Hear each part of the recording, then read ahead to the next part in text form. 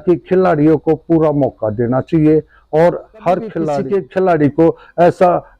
Indiscipline case मैंने नहीं देखा अपनी जिंदगी। इस चीज के विचारधारा रही है हमारी तो कि ये जितनी भी फेडरेशंस हैं हमारी इंडिया की, तो वो एक खिलाड़ी के ही रूप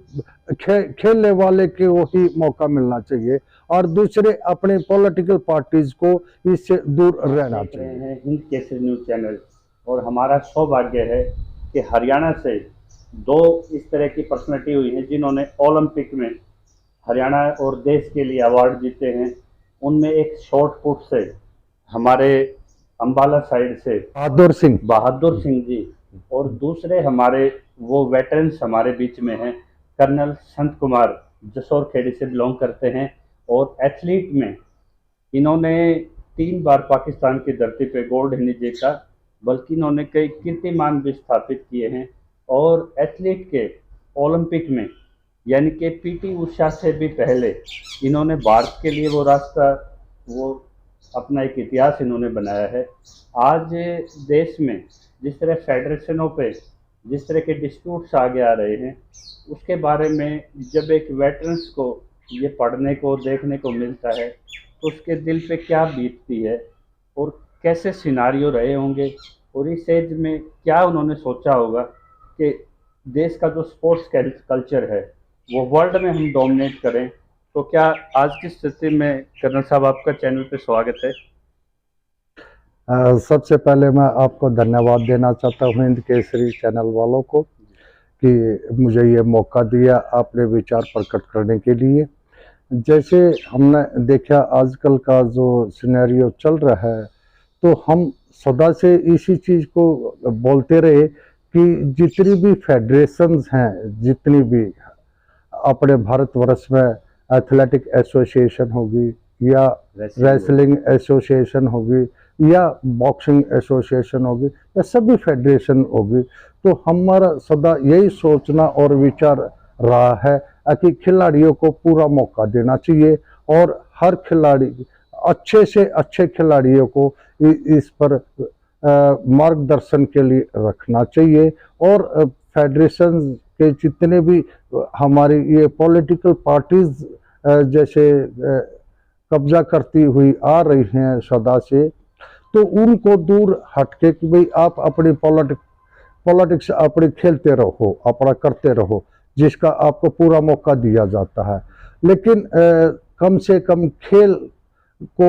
की भावना को जागृत रखने के लिए अपने खिलाड़ियों को ही मौका देना चाहिए। साहब आपसे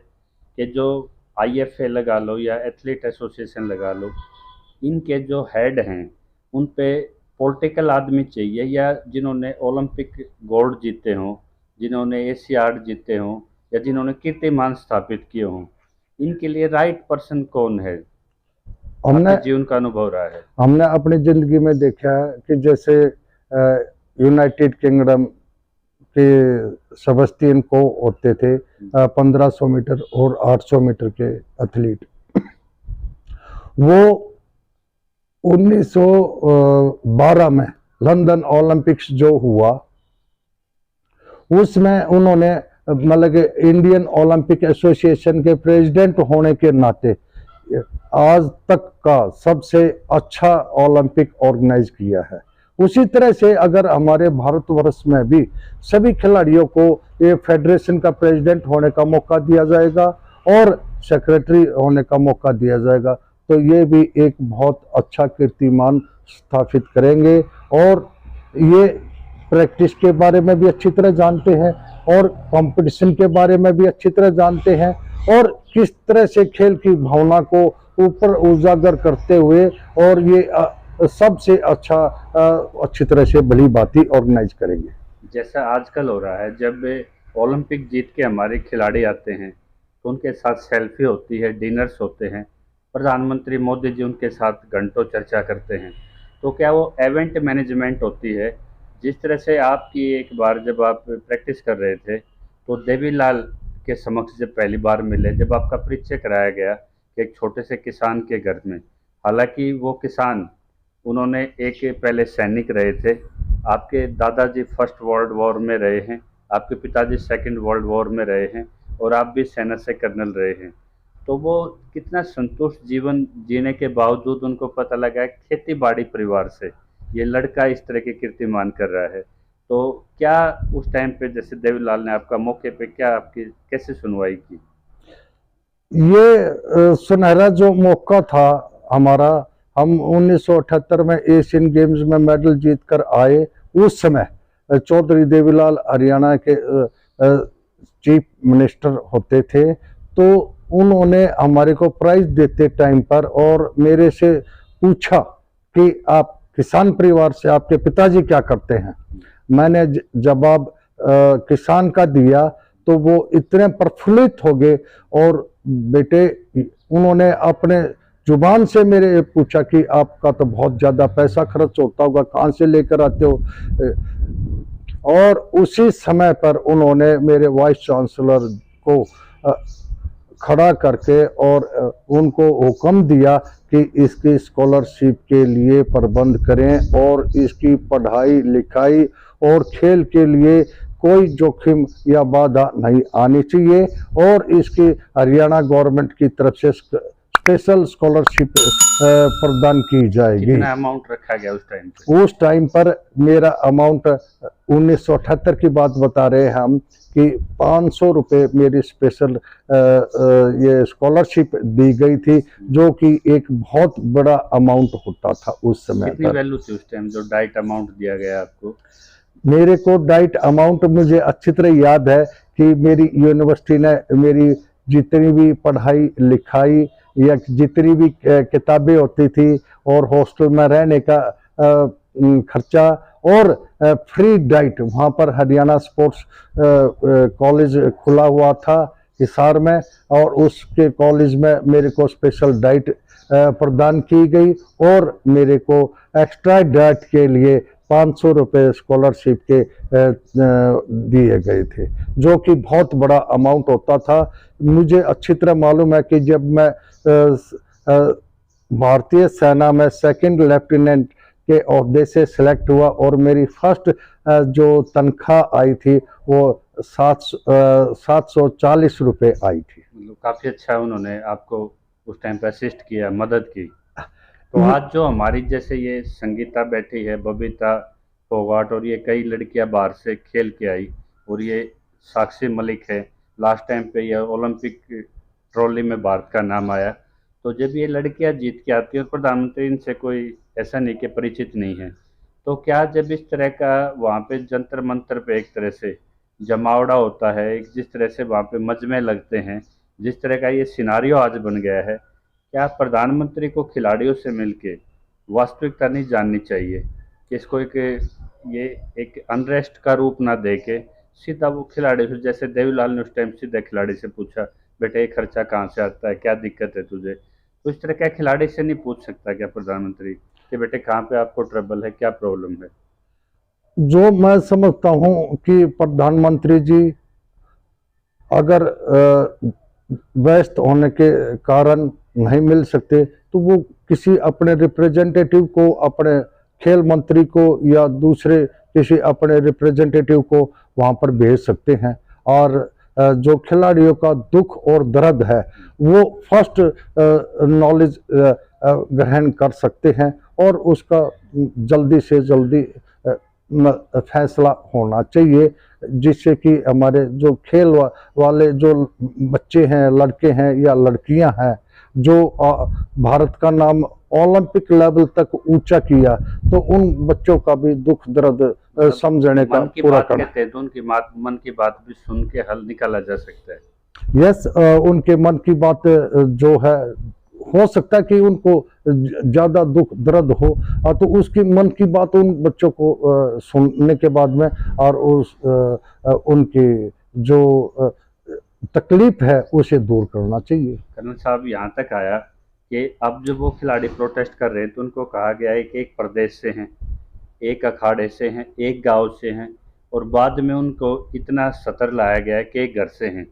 तो वहीं पे जो उनके पीछे हरियाणा और जो 80% जो ओलंपिक ट्रॉली में जो अग्रणी रहता है हरियाणा,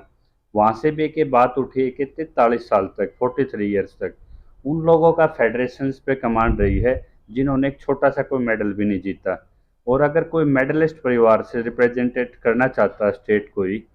तो ये इस तरह का इशू बन के रह गया कि एक तरफ से एलिगेशंस ये हो रहे हैं कि एक परिवार की लड़ाई है, एक अखाड़े की लड़ाई है, एक गांव की लड़ाई है, एक कौम की लड़ाई है। मतलब खिलाड़ियों का कद ओलंपिक का छोटा किया जा रहा है। और दूसरी तरफ ये है कि भाई यदि योग्यता है किसी स्टेट में और वहाँ ओलंपिक वो देते हैं, तो क्या उनका प्रतिनिधित्व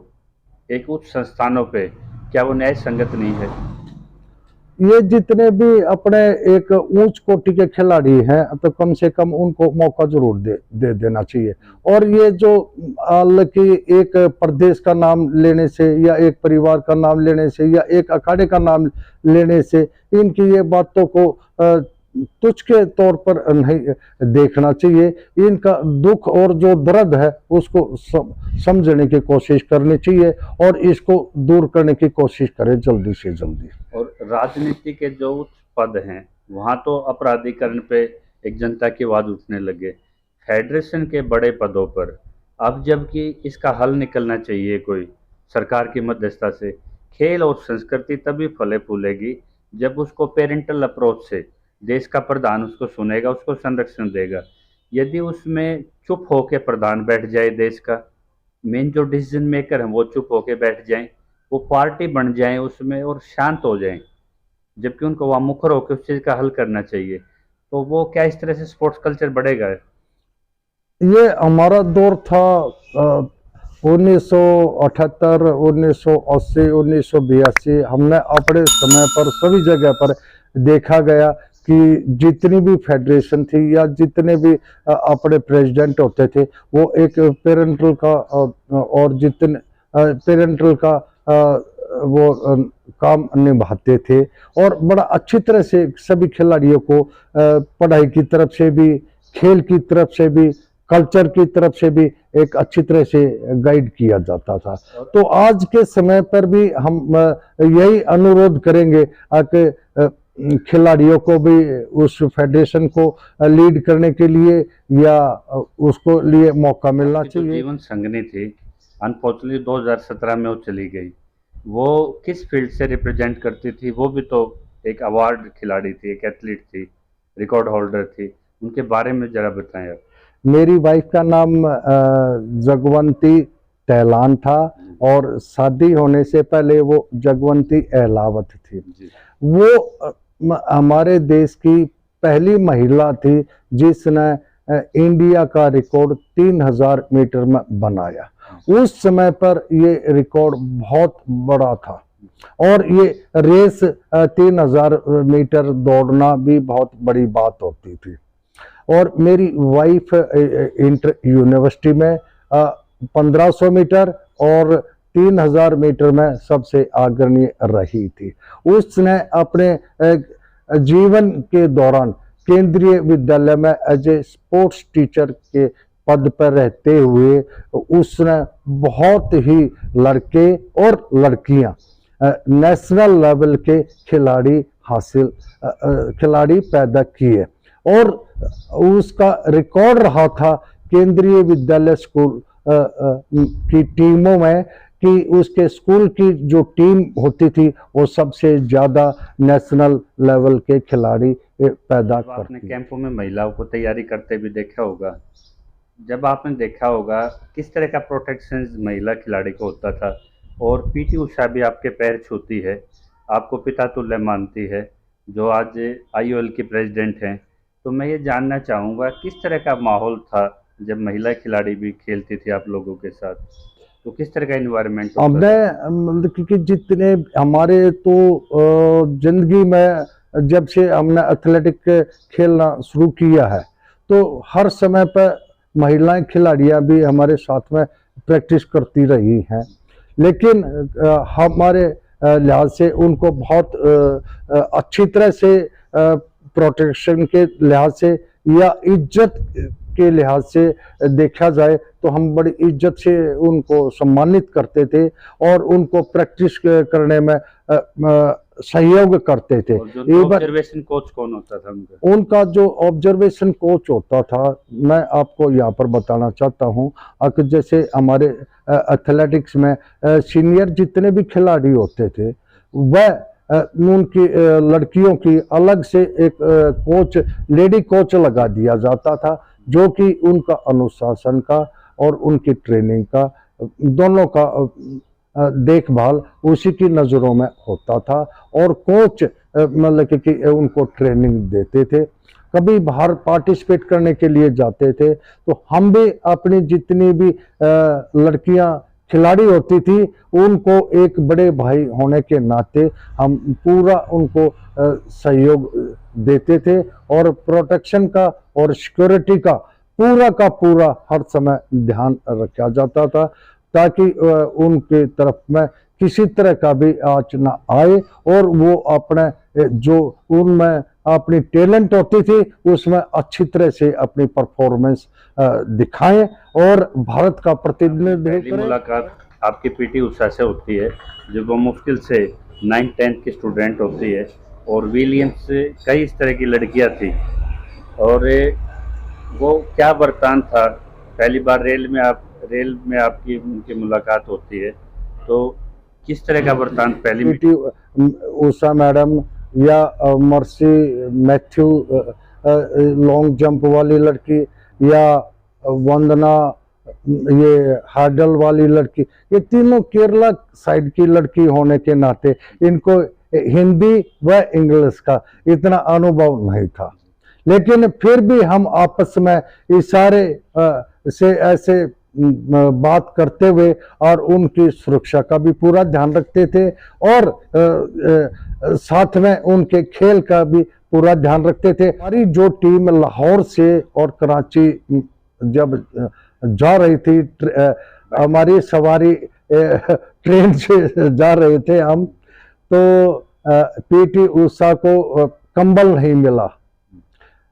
रात के टाइम की जर्नी थी, सर्दी लग रही थी, तो हमने उनको जब बैठे हुए देखा तो खुद ट्रेन की अटेंडेंट से उसको कंबल लाके और प्रदान किया। उसी तरह से हमने सब लड़कियों को ये कंबल लाकर प्रदान किए। तो ये एक मतलब कि जो बड़े होने जूनियर स्पोर्ट्समैन को एक पेरेंटल अप्रोच थी। यस, ये बिल्कुल आप जायज बोल रहे हैं कि एक सीनियर खिलाड़ी होने के नाते हमारी अप्रोच मतलब कि जूनियर की केयर करने की होती है, तो हम केयर भी कर रहे थे, या एक लड़की होने के नाते और मैं लड़का होने के नाते तो हम भाई बहन का ये भी प्रदान कर रहे थे, प्रोटेक्शन भी प्रदान कर रहे थे। बीच में रखते थे उनकी वो जिनका डिब्बा या बीच में रखते थे उनको, आगे पीछे जैसे आपका कवर होता था। बिल्कुल आप जायज बोल रहे हैं कि जितनी भी हमारी लड़कियां खिलाड़ी होती थी तो उनको सभी एथलेटिक्स वाले भी, और मैंने देखा कि दूसरे गेम्स वाले भी उनको बड़ी प्रोटेक्शन के साथ में और सिक्योरिटी के साथ में रखते हैं। कभी भी किसी के खिलाड़ी को ऐसा इनडिसिप्लिन केस मैंने नहीं देखा अपनी जिंदगी में। पीटी उषा की स्टेटमेंट आती है कि जिस तरह की बिच हंटिंग हो रही है आजकल, जिस तरह फेमिनिज लॉज का उपयोग हो रहा है, जबकि कोच का और फेडरेशन अध्यक्ष का पिता पुत्री का एक तरह से संबंध होता है, वहाँ एलिगेशन जिस तरह के नेचर आ रहे हैं वो आज जंतर मंतर पे दिखाई दे रहे हैं। तो पीटी उषा खुद बड़ी स्पोर्ट्समैन रही हैं, इस चैनल के माध्यम से आप उनको क्या संदेश देना चाहेंगे कि ये शॉर्ट आउट हो किसी तरह से? इसका मतलब है कि ताकि खेल कल्चर भी बचा रहे और आगे भविष्य भी खिलाड़ियों का उस धूमिल ना हो और एक गलत मैसेज भी वर्ल्ड में ना जाए। हम ये एक बड़े सौभाग्य की बात है कि जो हमारी इंडियन ओलंपिक एसोसिएशन की प्रेसिडेंट पीटी उषा मैडम हैं, जो कि ओलंपिक्स में 400 मीटर हर्डल में सिर्फ फ्रैक्शन ऑफ सेकंड से मेडल टैली तक नहीं पहुंच पाई थी। ये उस टाइम पर हमें भी इस बात का बहुत दुख हुआ था। आज वो अगर इस इंडियन ओलंपिक एसोसिएशन को लीड कर रही हैं, तो हमारा उन मैडम से यही अनुरोध है कि ये खिलाड़ी हैं, इनके अपना भविष्य भी धूमिल नहीं होना चाहिए और इन बच्चों के लिए कोई न कोई समाधान बैठ के और पूछताछ करके और कोई इनका समाधान जल्दी से जल्दी निकल जाना चाहिए। जिद पे बैठ गए, उनकी लाइट काटी गई, उनके टॉयलेट्स में वहाँ पे पानी रोक दिया जाता है, पुलिस उनके जो खाने पीने मैट वगैरह और जरूरी चीज़ें नहीं जाने देना चाहती, जबकि वहीं प्रैक्टिस कर रहे हैं वो जंतर मंतर के रोड पे। तो क्या खेल मंत्री को और जैसे पीटी उषा मैडम है, क्या उनको अपने खिलाड़ियों से मिलना नहीं चाहिए इस चीज़ के लिए? ये जो जंतर मंतर पर बैठना है या आगे, तो जल्दी से जल्दी इसका कोई ना कोई समाधान निकाल लेना चाहिए बैठ के। क्यों आके ये ओलंपिक एसोसिएशन के जो प्रेसिडेंट है उनकी भी सुनवाई करेंगे या अपने खेल मंत्री हैं तो उनके पास में जा सकते हैं, ये उनकी भी सुनवाई करेंगे और इनको भी बच्चों को भी अपना सभी चीजें देखते हुए और एक समाधान जल्दी से जल्दी निकाल देना चाहिए। या मैं रेसलिंग छोड़ दूंगी, मैं इतनी पीड़ित हूँ कि मैं दोबारा कभी रेसलिंग मैट पे नहीं जा पाऊंगी, मतलब इस तरह के ये हमारे पे इतना प्रेशर हो रहा है इस टाइम पे, इतनी इस स्थिति से गुजर रहे हम कि दोबारा उस हम खेल के मैदान में कभी दिखाई ना दे। खैर ऐसा मतलब कि विनीश फोगाट को भी ऐसा मतलब कि नहीं कहना चाहिए क्योंकि उनका करियर एक लंबा स्पोर्ट्स का करियर रहा है, तो वो अपना इस चीज का समाधान जल्दी से जल्दी निकाल लेना चाहिए और अपना मतलब कि उनको भी जितना रिजिड नहीं होना चाहिए कि जितना मतलब कि वो वहाँ पर जंतर मंतर पर बैठकर दिखा रहे हैं या कर रहे हैं और अपना एक स्पोर्ट्स का करियर भी है और साथ में अपना दूसरा करियर भी है, तो उसको आंच नहीं लगनी चाहिए। और मैं तो ये समझता हूँ कि हमारे खेल जो ऑर्गेनाइजेशन है, स्पोर्ट्स मिनिस्ट्री है, वो इसका समाधान जल्दी से जल्दी निकालने में सफलता हासिल करनी चाहिए। बीइंग ओलंपिक आज जीवित हमारे पास वेटरन्स हैं, दोनों का मैंने दर्शकों को परिचय कराया है, तो क्या इस तरह के जो प्रतिभा हैं देश में, क्या वो मार्गदर्शन के लिए आप लोग फेडरेशन की तरफ मुंह क्यों नहीं करते? क्या इकोनॉमिक अब्यूज फेडरेशन में, यानी कि अंधाधुंध और एक बड़े पैसे को देख के, क्या पॉलिटिकल आदमी ही इकोनॉमिक एंगल से ही इन फेडरेशनों में राजनीति आई है? क्या पॉलिटिकल पार्टियों के जो नेता हैं वो फेडरेशनों की दिशा तय करेंगे? क्या इकोनॉमिक जो इंटरेस्ट आया है इसमें, क्या इससे फेडरेशन का बंटाधार तो नहीं हो रहा आजकल? देखिए, ये तो मैं तो सदा से ही इस चीज के विचारधारा रही है हमारी, तो कि ये जितनी भी फेडरेशंस हैं हमारी इंडिया की, तो वो एक खिलाड़ी के ही रूप खेलने वाले को ही मौका मिलना चाहिए और दूसरे अपने पॉलिटिकल पार्टीज को इससे दूर रहना चाहिए। क्योंकि भारतवर्ष के खिलाड़ी हैं जो भी, वो पूरे भारतवर्ष के खिलाड़ी हैं और ये जो फेडरेशन है ये पूरे भारतवर्ष की है। मुझे किसी जाति से नहीं बंधना चाहिए, किसी एरिया से नहीं बंधना चाहिए, किसी धर्म से नहीं बंधना चाहिए। ये तो मतलब एक निष्पक्ष खिलाड़ी होते हैं और फेडरेशन भी उसी तरह से निष्पक्ष होनी चाहिए। और मैंने अपने पहले जो पीछे मैंने देखा था अपने स्पोर्ट्स कैरियर में, तो हमारे टाइम में तो कोई फेडरेशन या कोई भी इस तरह का जाति या धर्म या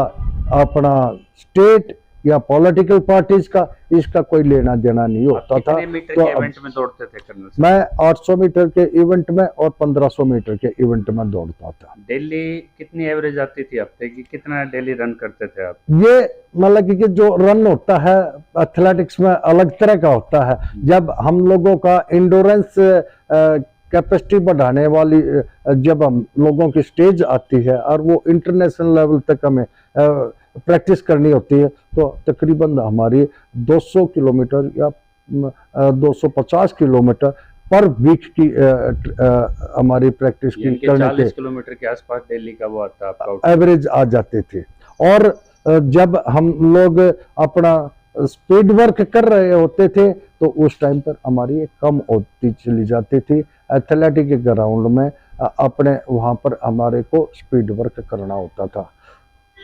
तो जैसे आप सैंड रनिंग करते थे, सी कोस्टल रनिंग बताई जाती है, माउंटेनिंग करी जाती है, जिस तरह के एक्सपीरियंस आपने अपने करियर में लिए हैं या आप अगली पीढ़ी के एथलीट को देना चाहेंगे, तो कोई प्लेटफॉर्म तो ज़रूर चाहिएगा। अगर आपको अवसर दे भगवान किसी इस तरह के एथलीट एसोसिएशन के प्रेसिडेंट का, तो क्या चेंज आप करना चाहेंगे? मैं तो अगर देखो सबसे पहले 100% आउटपुट देते हैं। आपको सबसे पहले मैं बताऊंगा कि जैसे हम हरियाणा में अपने में प्रैक्टिस करते थे, यहाँ पर हरियाणा एग्रीकल्चर यूनिवर्सिटी हिसार में।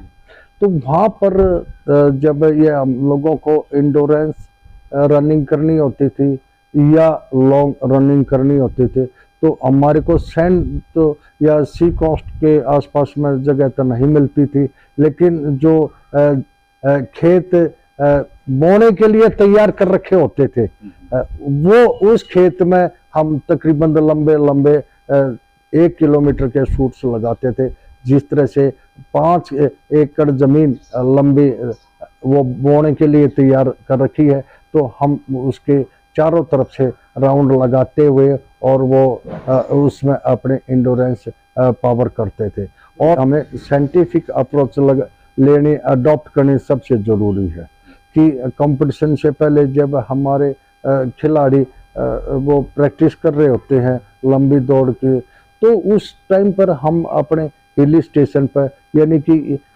ले जा सकते हैं। जैसे कि यहाँ पर गर्मी का वातावरण होता है, मई और जून जुलाई के महीने में इतनी ज़्यादा गर्मी हो जाती, तो हम हिल स्टेशन पर ले जाकर प्रैक्टिस कर सकते हैं। और जिस तरह से यहाँ पर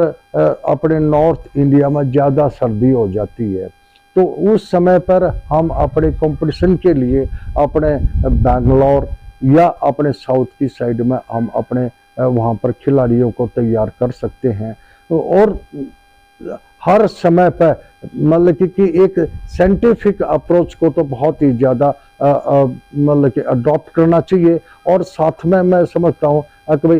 एथलेटिक के जितने भी या कोई भी गेम हुआ, तो वहाँ पर डॉक्टर का होना, स्पेशल सेशन होने या स्पेशल सेशन प्रैक्टिस के होने, या अपना डाइट का होना, या अपने साइकोलॉजिस्ट का होना, या अपने थेरेपिस्ट का होना, या अपने मैसेजर का होना, ये बहुत ज़रूरी है। ये भी कोच के साथ में हर टाइम पर मतलब कि एक ही टीम बनके और उनके साथ में तैयारी करवाने के लिए होनी चाहिए। आपको घोड़े का फेफड़े वाला एथलीट कहा जाता था। क्या लंबा दौड़ते वक्त जैसे गला सूखना, मसल्स दुखना, पेट में दर्द होना, इस तरह के छोटे मोटे कॉम्प्लिकेशन कभी आपने फेस किए? ये आपने बहुत अच्छा सवाल पूछा है।